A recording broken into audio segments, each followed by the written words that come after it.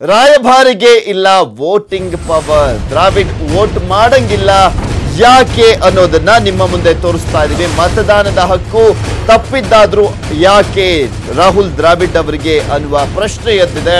ಅದಕ್ಕೆ ಉತ್ತರವನ್ನ ನಾವು ನಿಮ್ಮ ಮುಂದೆ ಇಡ್ತಾ ಇದ್ವಿ. ಇಲ್ಲಿ ಲೋಕಸಭೆ ಚುನಾವಣೆಯ ರಾಯಭಾರಿ ಆಗಿದ್ದಾರೆ ರಾಹುಲ್ ದ್ರಾವಿಡ್ ಅವರು. ಆದ್ರೆ ಅವರಿಗೆ ವೋಟಿಂಗ್ ಮಾಡುವಂತ ಪವರ್ ಇಲ್ಲ. ಲೋಕಸಭೆ ಚುನಾವಣೆಯ ರಾಯಭಾರಿ ಆಗಿರುವಂತಹ ರಾಹುಲ್ ದ್ರಾವಿಡ್ ಅವರಿಗೆ ಮಾಜಿ ಕ್ರಿಕೆಟಿಗ ದ್ರಾವಿಡ್ಗಿಲ್ಲ ಮತದಾನದ ಹಕ್ಕು. ಮತದಾರರ ಪಟ್ಟಿಯಲ್ಲಿ ರಾಹುಲ್ ಹೆಸರೇ ಇರಲ್ಲ ಯಾಕೆ ಅನ್ನುವ ಪ್ರಶ್ನೆ, ಅದಕ್ಕೆ ಉತ್ತರವನ್ನ ಕೊಡ್ತಾ ಇದೀವಿ. ಒಂದು ಕಡೆಯಿಂದ ಇನ್ನೊಂದು ಕಡೆ ಶಿಫ್ಟ್ ಆಗಿದ್ದಾರೆ ರಾಹುಲ್ ದ್ರಾವಿಡ್ ಅವರು. ಹೆಸರು ಅಳಿಸಿ ಹಾಕುವಂತೆ ದ್ರಾವಿಡ್ ಸಹೋದರ ಮನವಿಯನ್ನ ಮಾಡಿದ್ರು. ಸಹೋದರನ ಮನವಿಯಂತೆ ರಾಹುಲ್ ಹೆಸರನ್ನ ಡಿಲೀಟ್ ಮಾಡಲಾಗಿದೆ. ಇಲ್ಲಿ ಇಂದಿರಾನಗರದಲ್ಲಿ ವಾಸವಿದ್ರು ರಾಹುಲ್ ದ್ರಾವಿಡ್ ಅವರು. ಇಷ್ಟು ವರ್ಷಗಳ ಕಾಲ ಇಂದಿರಾನಗರದಲ್ಲಿ ದ್ರಾವಿಡ್ ಅವರ ಹೆಸರು ಕೂಡ ಇತ್ತು. ಈಗ ಸ್ಥಳಾಂತರವಾಗಿರೋದ್ರಿಂದ ಹೆಸರನ್ನ ಡಿಲೀಟ್ ಮಾಡಿ ಅಂತ ದ್ರಾವಿಡ್ ಅವರ ಸಹೋದರ ಮನವಿಯನ್ನ ಮಾಡಿಕೊಂಡಿದ್ರು. ಸೊ ಹೀಗಾಗಿ ಡಿಲೀಟ್ ಮಾಡಲಾಗಿದೆ.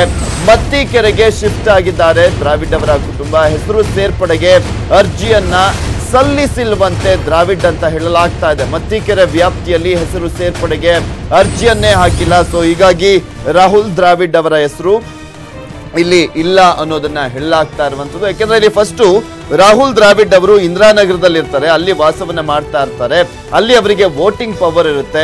ಈಗ ಮತ್ತಿಕೆರೆಗೆ ಅವರು ಶಿಫ್ಟ್ ಆಗಿದ್ದಾರೆ. ಸೊ ಹೀಗಾಗಿ ಅಲ್ಲಿರುವಂತ ಒಂದು ಅಂದ್ರೆ ವೋಟಿಂಗ್ ಲಿಸ್ಟ್ ಅಲ್ಲಿ ಅವರ ಹೆಸರನ್ನ ತೆಗೆದಾಕ್ಬೇಕು ಅಂತ ಹೇಳಲಾಗಿರುತ್ತೆ. ಸೊ ಹಾಗಾಗಿ ವೋಟರ್ ಲಿಸ್ಟ್ ಅಲ್ಲಿ ಅವರ ಹೆಸರನ್ನ ಕೂಡ ತೆಗೆದಿರ್ತಾರೆ.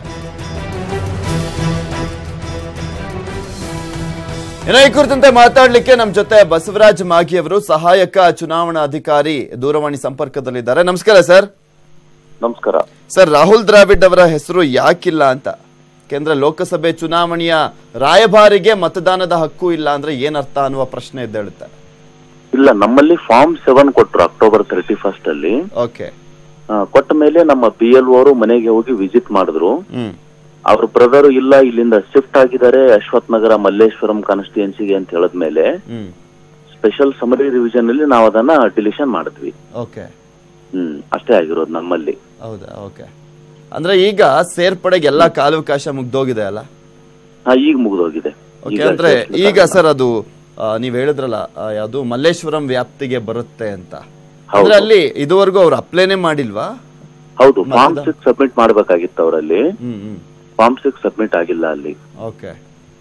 ಅಂದ್ರೆ ಒಂದ್ಸಲಿ ಡಿಲೀಟ್ ಆದ್ಮೇಲೆ ಅಲ್ಲಿ ಮತ್ತೆ ಸೇರ್ಪಡೆಗೊಳ್ಬೇಕು ಅಂದ್ರೆ ಅವ್ರ ಅರ್ಜಿಯನ್ನು ಸಲ್ಲಿಸಬೇಕು. ಫಾರ್ಮ್ 6 ಈಗ ಶಿಫ್ಟೆಡ್ ಬೇಸಿಸ್ ಮೇಲೆ ಆಗಿರೋದು. ಅವರು ಈ ಇಂದಿರಾನಗರದಿಂದ when shifted to Ashwath Nagar, ಇಲ್ಲಿ ಫಾರ್ಮ್ 7 ಕೊಟ್ಟ ಮೇಲೆ ನಮ್ಮ ವೋಟರ್ ಲಿಸ್ಟ್ ಅಲ್ಲಿ ಅವ್ರ ಹೆಸರು ಡಿಲೀಟ್ ಆಗ್ಬಿಡುತ್ತೆ. Any family member can give the form 7. ಯಾವ ಫ್ಯಾಮಿಲಿ ಮನೆಯಲ್ಲಿರುವಂತವ್ರು ನಮ್ಮ ಈ ಬ್ರದರ್ಸ್ ಇಲ್ಲ ಅಂತ ಕೊಟ್ರೆ ಅಥರೈಸ್ ಮಾಡಿಬಿಟ್ರೆ ನಾವು ಡಿಲೀಟ್ ಮಾಡಿಬಿಡ್ತೀವಿ. ಆಫ್ಟರ್ ಅಲ್ಲಿ ಅವರು ಫಾರ್ಮ್ 6 ಕೊಟ್ಟಿದ್ರೆ ಅವ್ರ ಹೆಸರು ಅಲ್ಲಿ ಸೇರ್ತಿತ್ತು. ಐ ಥಿಂಕ್ ಅಲ್ಲಿ ಕೊಟ್ಟಂಗಿಲ್ಲ ಅವರು ಫಾರ್ಮ್ 6. ಓಕೆ. ಅಂದ್ರೆ ಇದುವರೆಗೂ ಅವ್ರು ಅಪ್ಲೈನೇ ಮಾಡಿಲ್ಲ ಇಲ್ಲಿ ಮತದಾನದ ಹಕ್ಕಿಗೋಸ್ಕರ, ಅಲ್ಲಿ ಡಿಲೀಟ್ ಆದ್ಮೇಲೆ. So okay, thank you Basavaraj Magi ಅವರೇ, ನ್ಯೂಸ್ 18 ಕನ್ನಡದ ಜೊತೆ ಮಾತನಾಡಿದ್ದಕ್ಕೆ. ಇದು ಬಸವರಾಜ್ ಮಾಗಿ ಅವರು, ಸಹಾಯಕ ಚುನಾವಣಾಧಿಕಾರಿ. ರಾಹುಲ್ ದ್ರಾವಿಡ್ ಅವರ ಒಂದು ಹೆಸರು ಏನ್ ಡಿಲೀಟ್ ಆಯ್ತು ಅದರ ಬಗ್ಗೆ ಅವರು ಸ್ಪಷ್ಟನೆಯನ್ನ ನೀಡ್ತಾ ಇದ್ದಾರೆ. ಅವರ ಸಹೋದರ ಅರ್ಜಿಯನ್ನ ಕೊಡ್ತಾರೆ, ಅವರು ಶಿಫ್ಟ್ ಆಗಿದ್ದಾರೆ. ಸೊ ಹೀಗಾಗಿ ಇಲ್ಲಿರುವಂತ ಮತದಾನದ ಹಕ್ಕನ್ನ ಡಿಲೀಟ್ ಮಾಡಬೇಕು, ಅವರ ಹೆಸರನ್ನ ತೆಗಿಬೇಕು ಅಂತ. ಸೊ ಹೀಗಾಗಿನೇ ನಾವು ಹೆಸರನ್ನ ಡಿಲೀಟ್ ಮಾಡಿದೀವಿ. ಅವರು ಅರ್ಜಿಯನ್ನ ಹಾಕ್ಬೇಕಾಗಿತ್ತು ಮತ್ತೆ ಮತದಾನದ ಹಕ್ಕನ್ನ ಪಡ್ಕೊಳ್ಬೇಕು ಅಂದ್ರೆ, ಆದ್ರೆ ಇದುವರೆಗೂ ಅರ್ಜಿಯನ್ನ ಹಾಕಿಲ್ಲ. ಸೊ ಹೀಗಾಗಿನೇ ಅವರ ಮತದಾನದ ಹಕ್ಕು ಕ್ಯಾನ್ಸಲ್ ಆಗಿದೆ ಅನ್ನೋದ್ರ ಬಗ್ಗೆ ಸ್ಪಷ್ಟನೆಯನ್ನ ನೀಡಿದ್ರು.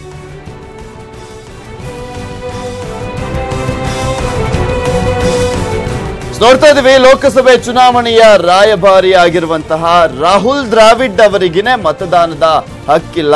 ಇಲ್ಲಿ ಪ್ರಮುಖವಾಗಿ ಕಂಡು ಬರ್ತಾ ಇರೋದು ಯಾವ ಕಾರಣಕ್ಕೋಸ್ಕರ ಅವರಿಗೆ ವೋಟಿಂಗ್ ಪವರ್ ಇಲ್ಲ ಅಂದ್ರೆ, ಅವರು ಮಾಡ್ಕೊಂಡಿರುವಂತ ತಪ್ಪೇ ಇಲ್ಲಿ ಎದ್ದು ಕಾಣಿಸ್ತಾ ಇದೆ. ಯಾಕೆಂದ್ರೆ ಇಂದಿರಾನಗರದಲ್ಲಿ ರಾಹುಲ್ ದ್ರಾವಿಡ್ ಅವರು ವಾಸವಿದ್ರು.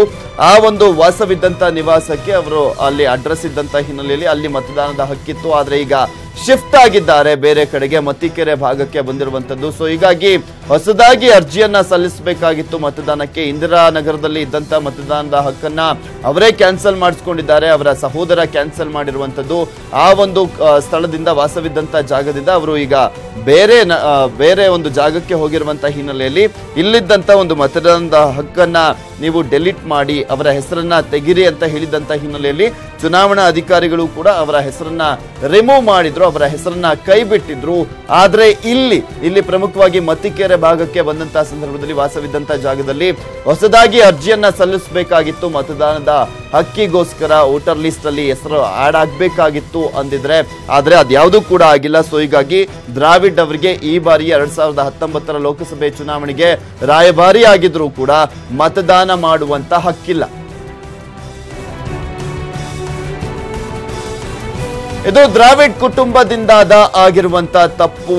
ಡಿಲೀಷನ್ಗೆ ಅವರ ಕುಟುಂಬ ಅರ್ಜಿಯನ್ನ ಕೊಟ್ಟಿತ್ತು, ಹೆಸರು ಸೇರ್ಪಡೆಗೆ ಅರ್ಜಿಯನ್ನ ಸಲ್ಲಿಸಬೇಕಾಗಿತ್ತು. ಆದ್ರೆ ಅದ್ಯಾವುದನ್ನು ಕೂಡ ಅವ್ರು ಮಾಡಿಲ್ಲ. ನಮ್ಮ ಸಿಬ್ಬಂದಿ ಈ ಬಗ್ಗೆ ಸಂಪರ್ಕ ಮಾಡಿದ್ರು, ಆದ್ರೆ ದ್ರಾವಿಡ್ ಕುಟುಂಬ ಸಮಂಜಸವಾದಂತ ರೀತಿಯಲ್ಲಿ ವರ್ತಿಸಿಲ್ಲ. ಬೆಂಗಳೂರು ಚುನಾವಣಾಧಿಕಾರಿ ಆಗಿರುವಂತ ಮಂಜುನಾಥ್ ಪ್ರಸಾದ್ ಅವರು ಕೂಡ ಸ್ಪಷ್ಟನೆಯನ್ನ ನೀಡಿದ್ದಾರೆ. ಅವರ ಹೆಸರನ್ನ ಡಿಲೀಟ್ ಮಾಡೋದಕ್ಕೆ ಅರ್ಜಿಯನ್ನ ಕೊಟ್ಟಿದ್ರು. ಆ ಅರ್ಜಿಯ ವಿಚಾರಕ್ಕೆ ಸಂಬಂಧಪಟ್ಟಂತೆ ನಂತರ ಅವರ ಹೆಸರನ್ನ ಕೂಡ ಡಿಲೀಟ್ ಮಾಡಲಾಯಿತು. ಆದರೆ ಅದಾದ ಮೇಲೆ ಆಗ್ಬೇಕಾಗಿದ್ದಂತ ಪ್ರೋಸೆಸ್ ಅಂದ್ರೆ ಅವರ ಹೆಸರನ್ನ ಆಡ್ ಮಾಡೋದಕ್ಕೋಸ್ಕರ ವೋಟರ್ ಲಿಸ್ಟ್ ಅಲ್ಲಿ ಬರಬೇಕಾಗಿತ್ತು ಅಂದಿದ್ರೆ ಅವರು ವಾಸವಿದ್ದಂತ ಜಾಗದ ವಿಚಾರಕ್ಕೆ ಸಂಬಂಧಪಟ್ಟಂತೆ ಅವರು ಅರ್ಜಿಯನ್ನ ಸಲ್ಲಿಸಬೇಕಾಗಿತ್ತು. ಅದ್ಯಾವುದು ಕೂಡ ಆಗಿಲ್ಲ ಅಂತ ಸ್ಪಷ್ಟನೆಯನ್ನ ನೀಡಿದ್ದಾರೆ.